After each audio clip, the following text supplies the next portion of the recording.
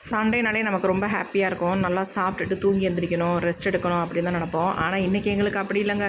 இன்றைக்கி சண்டே இப்படி தாங்க எங்களுக்கு போணுச்சு. காலையிலேயே சிக்கன் வாங்கிட்டு வந்திருந்தாரு. வாங்கிட்டு வந்த சிக்கனை கிரேவி வைக்கலாம் அப்படின்னு பிளான் பண்ணியிருந்தேன். அதுங்குள்ளாட்டி பசி வேறு, அதனால் சீம்பால் கொஞ்சம் இருந்துச்சு. ஆளுக்கு கொஞ்சம் 2 பேரும் சாப்பிட்டுக்கிட்டோம். சாப்பிட்டு இந்த சிக்கனை நான் எப்பொழுதும் போல் ஒரு கிரேவி வச்சு ரைஸ் வச்சு சாப்பிட்டுக்கலாம் அப்படின்ட்டு பிளான் பண்ணிட்டோம். சரிம்மா அப்படின்னு அவரும் சொல்லிட்டாரு. அப்படி சொல்லிகிட்டே இருக்கும்போது வேலைக்கு ஆளும் வந்துட்டாங்க. என்ன அப்படின்னா, பின்னாடி ஒரு ஷெட்டு ஒன்று போட்டிருந்தோம் வெயிலுக்காக வேண்டி. ஏன்னா நமக்கு துணி துவைக்க எல்லாத்துக்கும் பின்னாடி ரொம்ப ஈஸியாக இருக்கும். ஃப்யூச்சரில் ஒரு கிச்சன் மாதிரி சேஞ்ச் பண்ணிக்கலாம் அப்படின்ட்டு நினச்சிக்கிட்டே இருந்தேன். அதேமாதிரி நான் ஷெட்டும் போட்டாச்சு. அதுக்கப்புறமேட்டு அதில் நம்ம வீட்டில் வாங்கின ஸ்விங் ஒன்று அப்படியே கிடந்துச்சுங்க. அதை மாட்டுறதுக்கு இடமே இல்லை. சரி, அந்த இதுலேயே மாட்டிடலாம் அப்படின்ட்டு அதுக்காக ஸ்பெஷலாக ஒரு நல்லா ஒர்த்தாக ஒரு லைன் ஒன்று கொடுத்துருந்தாங்க. சரினா அதுலேயே மாட்டி விட்ருந்தோம். ஆனால் அதை பார்த்தா கிரிச்சுன்னு ஒரே சத்தம். அதனால் திரும்ப வந்திருந்தார் அந்த அண்ணன் வேலை பார்க்குறதுக்கு. அப்புறமேட்டு அதை மாட்டி விட்டுட்டாரு.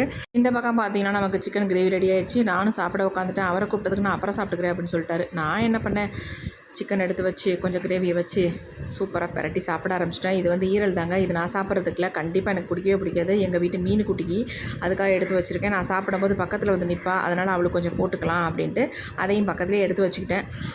நான் செம்மையாக சாப்பிட்டேங்க. எனக்கு சாப்பிடாம இருந்தால் உடம்பு விட நடுங்க ஆரம்பிச்சிடும். அதனால் டான் சாப்பிட்ருவேன். அதுங்களாட்டி இந்த பக்கம் வேலையெல்லாம் முடிஞ்சிருச்சுங்க. நல்லா சூப்பராக ஸ்விங்கை மாட்டிட்டு ஒரு டியூப்லைட் ஒன்று போட்டுட்டு ஃபேன் ஒன்று வாங்கி வச்சுருந்தேன். அதையும் போட்டு விட்டாங்க. சூப்பராக இருந்துச்சு. இந்த இடத்த ஃப்யூச்சரில் கொஞ்சம் சூப்பராக மாற்றணும் அப்படின்னு பிளான் பண்ணியிருக்கேன். உடனே வீடியோ எடுத்து அப்போக்கும் அதை அனுப்பிட்டேன். அவனும் ஹாப்பி.